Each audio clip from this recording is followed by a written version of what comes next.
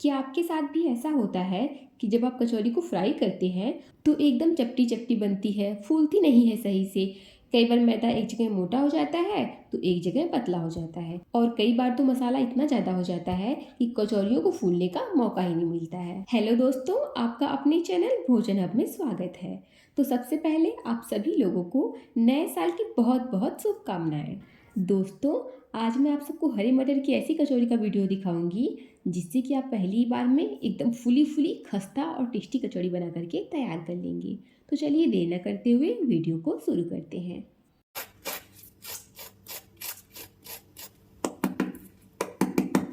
सबसे पहले हम कचौरी को बनाने के लिए उसके अंदर का मसाला बना लेते हैं, क्योंकि जब कचौरी को मसालों में भरना होता है तो उसका ठंडा होना बहुत ज़रूरी है।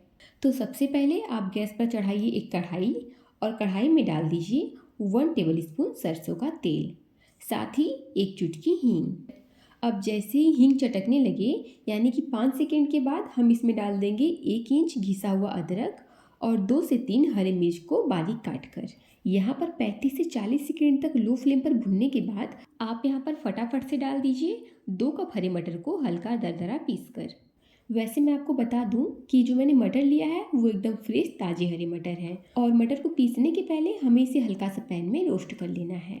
तो मटर को रोस्ट करने के लिए आपको क्या करना है कि आप एक कढ़ाई में थोड़ा सा तेल डाल दीजिए और मटर को मीडियम फ्लेम पर 3 से 4 मिनट तक रोस्ट कर लीजिए, ताकि जो मटर का छिलका है वो थोड़ा सा नरम हो जाए और मटर के अंदर थोड़ी सी गर्माहट भी आ जाए, जिससे कि जब हम मटर को पीसें तो एकदम दरदरा पीसें। ध्यान रहे फ्रेंड्स, आपको इसका पेस्ट बिल्कुल नहीं बनाना है, आपको मटर को हल्का दरदरा ही रखना है ताकि कचौरी का एकदम बढ़िया स्वाद आए। तो चलिए अब पैन पर वापस आते हैं। अब यहाँ पर मटर भी भुनने शुरू हो गए हैं, और इन मटरों को 2 से 3 मिनट तक लो फ्लेम पर भुनने के बाद आप यहाँ पर स्वाद अनुसार नमक डाल दीजिएगा। तो मैं यहाँ पर हाफ टी स्पून नमक डाल रही हूँ और 1/4 टीस्पून काला नमक डाल रही हूँ। साथ ही स्पाइसी वाली हाफ टी स्पून लाल मिर्च पाउडर डाल दे रही हूँ और थोड़ी सी हल्दी पाउडर डाल दे रही हूँ। जो कचौरी की स्टफिंग होती है ना फ्रेंड्स, वो थोड़ी सी तीखी होनी बहुत ज़रूरी है, तभी इसमें फ्लेवर का बैलेंस बनता है। सभी को अच्छे से मिक्स करने के बाद मैं यहाँ पर डाल दे रही हूँ 2 टेबल स्पून बेसन। बेसन ज़रूर से डालना है, आप इसे मिस मत कीजिएगा। साथ ही मैं यहाँ पर डाल रही हूँ 1 टीस्पून कसूरी मेथी, थोड़ा सा बारीक कटा हुआ हरा धनिया और हाफ टी स्पून गरम मसाला का पाउडर। और बस इसे हम लो फ्लेम पर 1.5 से 2 मिनट तक और भुनेंगे, उसके बाद गैस की फ्लेम को बंद कर देंगे। साथ ही इसके टेस्ट को बैलेंस करने के लिए हम यहाँ पर लेंगे 1 टीस्पून अमचूर पाउडर और साथ ही 10 से 12 चीनी के दाने। है ना, एकदम बढ़िया सा सिंपल मसाला। अब इसमें एक बहुत स्पेशल चीज़ जाएगी, वो है कचौरी का मसाला। तो बस इसके लिए आपको एक पैन में ड्राई रोस्ट करना है 1 टीस्पून धनिया पाउडर, 1 टीस्पून जीरा और 1 टीस्पून सौंफ को। तो सभी मसालों को हम यहाँ पर एक एक चम्मच एकदम बराबर मात्रा में लेंगे और इसे लो फ्लेम पर लगातार चलाते हुए हल्का ब्राउन होने तक या फिर मसालों के चटकने तक इसे भून लेंगे। उसके बाद गैस की फ्लेम को ऑफ कर देंगे। फिर आप यहाँ पर 2 सूखी लाल मिर्च को इस तरह से तोड़कर डाल दीजिएगा। उसके बाद आधा चम्मच नमक को भी डाल दीजिएगा। दोनों को डाल देने के बाद हम इसे 20 से 30 सेकेंड तक और रोस्ट करेंगे। उसके बाद इसे एक प्लेट में निकाल कर ठंडा कर लेंगे। ठंडा करके मिक्सी ग्राइंडर में डालना है और इसका एक दरदरा पाउडर बना लेना है। बहुत फाइन मत पीसिएगा आप इसे। और ये लीजिए, हमारे स्पेशल कचौरी का मसाला बनकर तैयार है। और फिर इसे आप थोड़ा थोड़ा करके मटर के साथ मिलाइए, और फिर जो कचौड़ी का स्वाद आएगा ना, बिल्कुल मार्केट वाली मटर की कचौड़ी की तरह आएगा।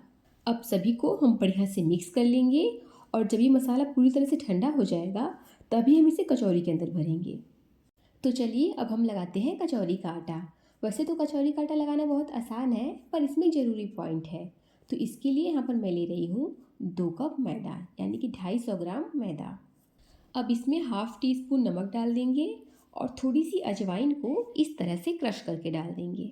नमक और अजवाइन को हम मैदे के साथ बढ़िया से मिक्स कर देंगे, और उसके बाद मोयन के लिए हम इसमें डालेंगे 1/4 कप तेल। यहाँ पर 2 कप मैदे के लिए 1/4 कप तेल काफ़ी है। तो बस इस तरह से आप तेल और मैदे को हल्के हाथों से मिला लीजिए। बस आपको हल्का सा मिलाना है, बहुत ज़्यादा नहीं मिलाना है।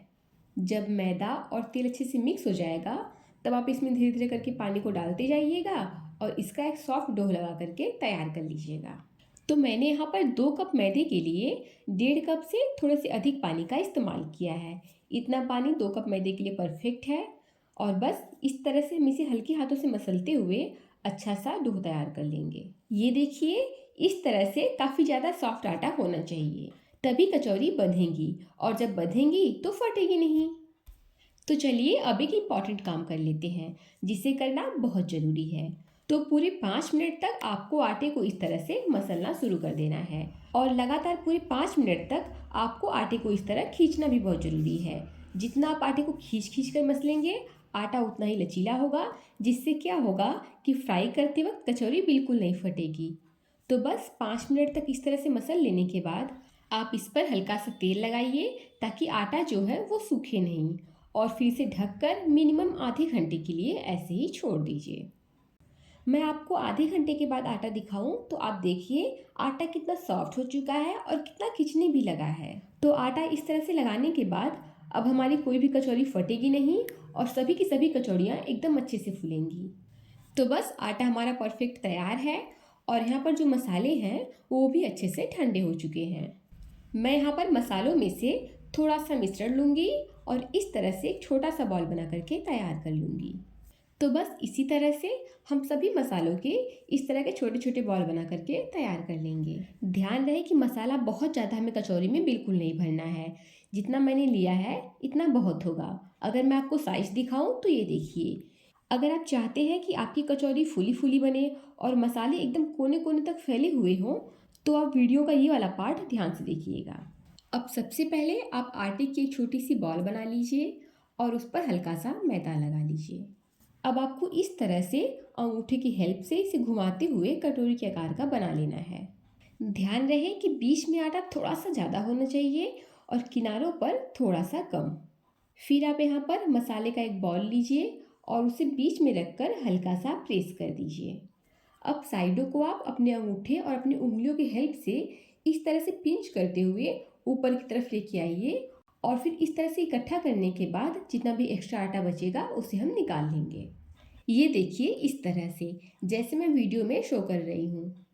तो अब जहाँ पर आपने आटे को सील किया है, वहाँ पर इस तरह से पहले प्रेस कर लीजिए, ताकि जितने भी जॉइंट हैं वो अच्छे से चिपक जाए और मसाला एकदम कोने कोने तक चला जाए। अब हम कचौरी के जॉइंट वाले पार्ट को पलट देंगे, और इस तरह से हथेलियों की हेल्प से कचौड़ी को फैलाकर बड़ा कर लेंगे। आपको इसे किनारों से प्रेस करते हुए बीच में हल्के हाथों से लेके आना है, तभी सारा मसाला एक बराबर अच्छे से फैलेगा। और ये लीजिए, हमारी परफेक्ट कचौरी बनकर के तैयार है। यहाँ पर ध्यान रहे फ्रेंड्स कि मैंने कचौरी में बहुत ज़्यादा मसाला नहीं भरा है, क्योंकि अगर ज़्यादा मसाला भरा होगा तो कचौरी में वेट बहुत ज़्यादा हो जाएगा, और फिर वो तेल में जाने के बाद फूल नहीं पाएगी अच्छे से। अब सारी कचौरियों को हम बिना बेले इसी तरह से हथेलियों से बड़ा कर लेंगे। अब देखते हैं कि हमें कचौरी को फ्राई कैसे करना है। कचौरी को फ्राई करना वैसे तो बहुत आसान है, पर फ्रेंड्स कुछ बातों का आपको ध्यान रखना है। जैसे कि जब आप कचौरी को तेल में डालें तो तेल बहुत ज़्यादा गर्म ना हो, इतना गर्म हो कि जब आप कचौरी को तेल में डालें तो उसमें से छोटे छोटे बुलबुले आने चाहिए।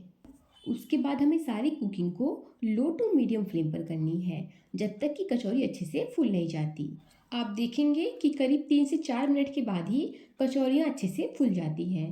तो बस इस स्टेज पर आप कचौरी को अच्छे से चम्मच की हेल्प से पलट लीजिए, और इसे मीडियम फ्लेम पर 7 से 8 मिनट तक और फ्राई कर लीजिए।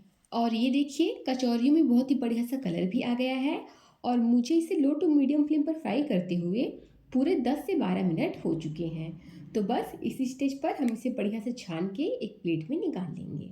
और हाँ, अगर आपको कचौरी का कलर थोड़ा सा और डार्क चाहिए तो आप इसे हाई फ्लेम पर 1 से 2 मिनट तक और फ्राई कर लीजिएगा। ये देखिए, हमारी एकदम फूली फूली और बिना फटे परफेक्ट कचौरी बन करके तैयार है। एक बात और कि जब आप दोबारा कचौरी को तेल में फ्राई करने जाएं तो इस बात का ध्यान रखिएगा कि तेल बहुत ज़्यादा गर्म ना हो। हमें तेल को ठंडा कर लेना है, उसके बाद ही कचौरियों को तेल में डालना है। और ये देखिए, हमारी सारी कचौरियाँ गुब्बारे की तरह फूल रही हैं, और ये तेल में फट भी नहीं रही हैं। सारा कमाल है आटा को गूँथने का। तो जैसे जैसे मैंने आपको आटा गूँथना बताया है, आप ठीक वैसे ही करिएगा। आपका भी कचौरी ऐसे ही फूला फूला और एकदम परफेक्ट बनेगा। और ये देखिए, जो कचौरी के अंदर मटर का मसाला है वो एक बराबर चारों तरफ बढ़िया से फैला हुआ है, न कहीं ज़्यादा है और न ही कहीं कम। साथ ही साथ जो मैदे का कवर है वो एक बराबर है, ना ही कहीं बहुत ज़्यादा मोटा है और ना ही कहीं बहुत ज़्यादा पतला। एकदम परफेक्ट कचौरी बन करके तैयार है। और यहाँ पर 2 कप मैदे के साथ 2 कप हरे मटर का मसाला एकदम परफेक्ट है। आपका इसमें से कोई भी जरा सा भी एक्स्ट्रा नहीं बचेगा। साथ ही साथ आप सिर्फ 2 कप मैदे से 15 से 16 कचौरी बना करके तैयार कर सकते हैं। तो फ्रेंड्स, आप इस ताज़ी हरे मटर की कचौरी को एक बार ज़रूर ट्राई करिएगा। विंटर सीजन में खा के आपको इससे मज़ा आ जाएगा। यहाँ पर मैं आपको एक बात दोबारा याद दिला रही हूँ कि आप जब भी कचौरी को फ्राई करें, हल्के तेल में फ्राई करें, क्योंकि एक बहुत पुरानी कहावत है कि जो पके तेल में बने वो है पकौड़ी और जो कच्चे तेल में बने वो है कचौड़ी। दोस्तों, वीडियो अच्छी लगी हो तो लाइक, शेयर और सब्सक्राइब करना बिल्कुल ना भूलें। Thank you.